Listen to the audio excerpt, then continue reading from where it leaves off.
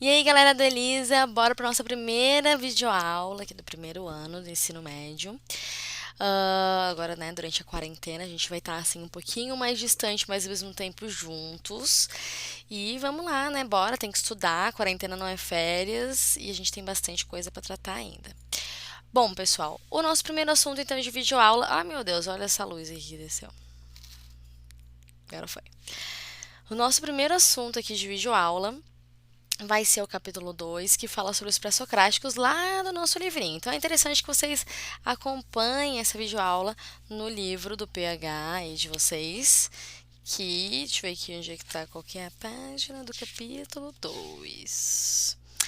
Página 26. Dá uma olhadinha lá na página 26 e aí a gente vai seguindo o conteúdo. Bom, seguinte, então na página 26, capítulo 2, a gente começa falando dos pré-socráticos, que são os primeiros filósofos, galera. Até então a gente já falou sobre a mitologia grega, que é uma forma de explicar as grandes inquietações dos seres humanos. Nas mitologias elas tinham essa função. E a partir de agora, a gente vai ver então os primeiros filósofos, né, que insatisfeitos com as respostas vindas então da mitologia, vão começar então a encontrar respostas que venham de outros caminhos. Então a gente tem os pré-socráticos. Por que chamamos eles de pré-socráticos, pessoal? Porque a ocupação deles é a mesma, todo mundo tem a mesma ocupação, que vai ser a busca, né, por explicar a origem, a estrutura e a evolução do cosmos, ou seja, do universo. Esse grupo de filósofos, né, os pré-socráticos, nem todos eles são anteriores a Sócrates, tem alguns que são contemporâneos. A gente chama de pré-socráticos porque a ocupação deles em específico vai ser essa de buscar compreender a realidade, compreender o cosmos, enfim, né, a tal da cosmologia. Então, a cosmologia, ela corresponde aos primeiros passos da reflexão filosófica, né, orientada então pela indagação acerca do princípio de todas as coisas. A cosmologia, né, ela é a ciência que vai estudar o universo na sua origem, estrutura e evolução. E os primeiros filósofos, eles vão estar em busca da arqué. Arqué, essa palavrinha que está aqui embaixo, ó, em grego. Arqué, que significa fonte, princípio e origem. Então, esses filósofos vão estar buscando, né, compreender a fonte, princípio, a origem de todas as coisas. Beleza? Então, vamos buscar um elemento que seja correspondente a isso. O primeiro filósofo que a gente tem, né, aí na história vai ser Tales de Mileto. Não é Sócrates, como a gente às vezes pensa, né? É um pré-socrático, um Tales de Mileto. O Tales de Mileto, aquele mesmo cara da teorema lá, no Teorema de Tales, ele vai ser de Mileto, né? Como já diz aí então o seu sobrenome. A gente tem essa coisa de o nome e a cidade onde está falando, igual a ligação a cobrar. Então a gente tem Tales de Mileto, Anaximandro de Mileto, Anaxímenes de Mileto, e assim vai, né? Aspásia de Mileto, que é uma filósofa também. Então, todos eles aí então de Mileto, né? E a gente vai ter então, né, ele enquanto um primeiro filósofo, o primeiro que buscou uma forma de pensar que seja racional e sistemática, né, o primeiro que vai se distanciar dos mitos e buscar uma explicação um pouco mais consistente, né, do que mitologia, que se mostrava bastante contraditória e irreal, sem comprovação, enfim, tudo isso. O Tales de Mileto repara que para a gente ter uma boa colheita, por exemplo, basta a gente observar o solo que é plantado, observar as condições climáticas e aí sim eu vou ter uma boa colheita, beleza? Que eu não preciso necessariamente fazer uma oferenda a nenhum deus, né? Nenhuma deusa, como se fazia anteriormente oferendas a Deméter. Então essas oferendas elas caem por terra e começa a se reparar muito mais as coisas através da observação da natureza. Beleza? Então, a partir daí, a gente tem esse tipo de coisa. Pessoal, não é uma coisa que vai cair em desuso a mitologia. Pelo contrário, vai continuar bastante. Mas já é um indício, né? Já é um processo que ele é gradual de um rompimento com a mitologia, uma chegada no que a gente entende como filosofia. Esse primeiro momento da filosofia, aliás, ele parece outras áreas do conhecimento. Parece biologia, parece química, parece física. É bem comum a gente achar que parece. Porque todo pensar que não é mitológico, a princípio, vai ser então filosofia, tá? E aí depois a gente vai ter as divisões das outras ciências. Bom, o Tales de Mileto, como primeiro filósofo, ele vai buscar arqué, ou seja, qual que é a matéria-prima básica do cosmos. E ele vai colocar alguns pré-requisitos, certo, para essa matéria-prima básica do cosmos. Seria, né, esses pré-requisitos. Primeiro, que deve ser algo a partir do qual tudo possa ser formado. Que deve ser algo essencial à vida, que deve ser algo capaz de se mover, que deve ser algo capaz de mudar. Então, né, o Tales coloca esses pré-requisitos que esse elemento, né, essa arqué, a matéria-prima básica do cosmos, a matéria-prima que constitui todas as coisas, e é isso que ele está então buscando. Vocês podem pensar aí o que ele estava buscando, qual que é esse elemento, será, hein? O elemento em questão vai ser, para Tales de Mileto, a água, pessoal. Sim, a água, certo? Para Tales de Mileto, todas as coisas contêm água, certo? Primeiro, ele percebe que a planta precisa de água para crescer, para se desenvolver, que o alimento precisa de água para ser feito, que eu preciso de água e de barro para construir a casa, que eu preciso de água para me banhar, para fazer o alimento, para beber, é essencial à vida. Eu fico mais tempo sem comer, posso ficar mais tempo sem comer do que sem beber água, certo? É capaz de se mover, eu posso armazenar em diferentes, né, recipientes, é capaz de mudar porque se apresenta em diversos estados, então, de transformação. Então, por isso, a água é a arqué de Tales de Mileto, beleza? Então a água é algo imanente à physis, ou seja, está presente na natureza. Physis é natureza, tá? Physis situa-se então em seu interior como um princípio presente não apenas na pluralidade do que existe, mas que também persiste a corrupção dessas mesmas coisas, está presente no início e no fim das coisas, visto que eterno assume então múltiplas formas sem jamais se desfazer. Em poucas palavras, deixa eu sair da frente aqui, todas as coisas singulares que existem derivam do princípio água e para ele retornam quando se dissolvem, pois este não é apenas sua fonte, mas também a essência que permanece a qualquer transformação.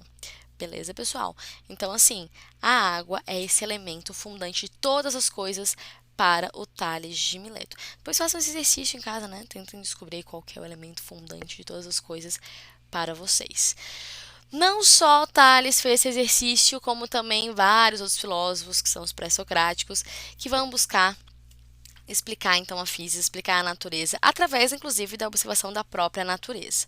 A gente tem essa a gente tem alguns filósofos que vão estar apresentados no livro de vocês, mas eu trouxe alguns principais para a gente falar, na verdade. E, né, um deles aqui em questão, que é um discípulo de Tales, é o Anaxímenes de Mileto. O Anaxímenes vai achar que o princípio fundador de todas as coisas é o ar. Porque, segundo ele, as coisas elas são formadas, então, através de um sopro vital. Não só inicia a vida através desse sopro vital, como também se mantém a vida através desse sopro vital. Então, Anaxímenes ele afirma que o princípio fundante, mantenedor do cosmos, ou seja, a arqué, é o ar. Né? Precisamente por sua ausência inicial de forma, o ar seria capaz de transformar-se na larga variedade das coisas existentes. É, antes de tudo, o sopro vital do qual se gera o cosmos, permanecendo fundamental a sua conservação, uma vez que o universo é considerado por esse filósofo como um gigantesco ser vivo, sempre dependendo, então, né, dependente do ar primordial para sua preservação. Tem até uma história que contam que quando a gente espirra, alguém fala saúde, né? Não só porque fica com medo de pegar coronavírus, mas porque a pessoa estaria perdendo um pouquinho de vida, um pouquinho de ar que existe dentro de si.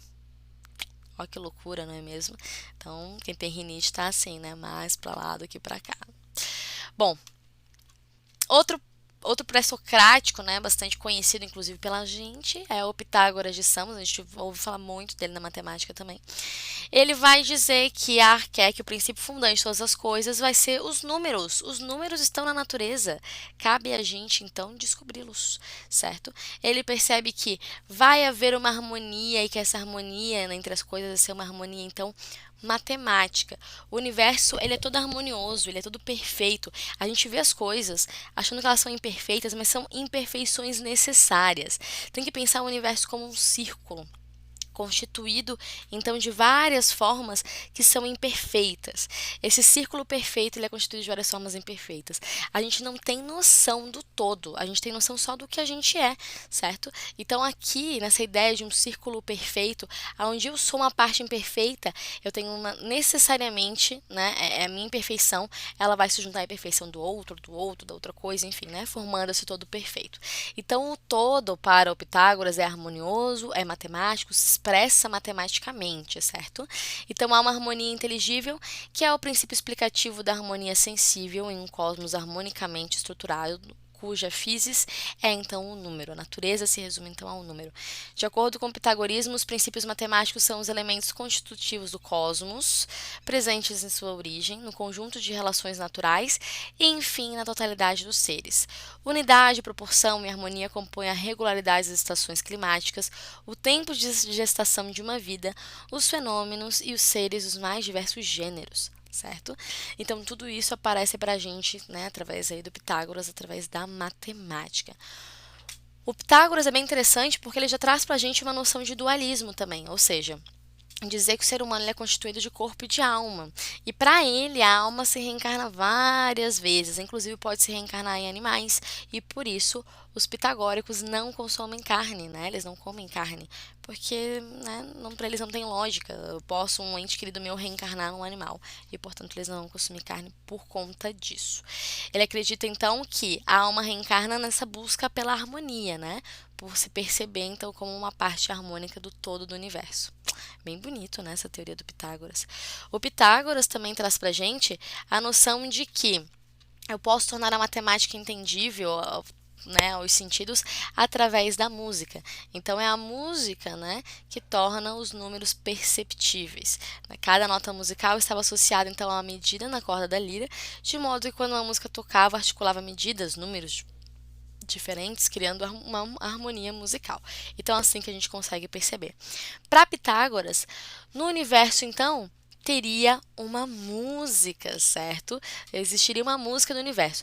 Professora, mas eu não consigo ouvir a música do universo. Mas é claro, você é uma parte que compõe essa harmonia, certo? Né? Dessa música do universo. Então, nós fazemos parte, né? Nós estamos no interior dessa composição dessa música do universo. Muito bonito isso que o Pitágoras traz pra gente. Agora o GIF decidiu rodar, né? Então, esse é o pensamento de Pitágoras. Pessoal, mais pré-socráticos. Então, Tales de Mileto falou que é a água. Anaximandro, o áperon, o ilimitado, o infinito, né? Ele coloca uma coisa muito mais abstrata, muito mais ampla para soar que é. Anaxímenes, como a gente comentou sobre ele, vai dizer que é o ar. Pitágoras, os números. Heráclito, que é um dos próximos filósofos que a gente vai ver, fala que o elemento primordial, né, fundante de todas as coisas é o fogo, mas de uma maneira muito simbólica, porque o fogo é o elemento de transformação, então para ele tem muito a ver com a transformação das coisas, com os opostos, com o movimento. O Empédocles, que não vai encontrar num elemento só, e sim numa multiplicidade de elementos, que seriam os 4 elementos, água, terra, fogo e ar. Anaxágoras, as homeomerias, que são partículas similares infinitamente pequenas, que vão se agrupar e se repelir. E Demócrito, a partir disso, então, falando de átomos. Lembrando, pessoal, que todas essas teorias elas são bastante precárias ainda, né? Elas são bastante rudimentares, né? E elas vão ganhando corpo ao longo do tempo com a ciência. Mas não dá para negar que esses filósofos fizeram um grande trabalho, porque a partir deles nossa maneira de pensar ela se modifica e também, né, a gente tem todo um apoio ainda, né, deles durante um vasto período ali da história da filosofia e das outras ciências também.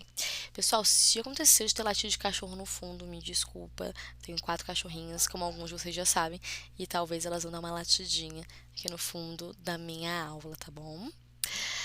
Bom, pessoal, então é o seguinte, né? Para vocês ficarem em casa, além de ver a videoaula da prof, dos outros professores, é interessante que vocês façam exercícios, tá?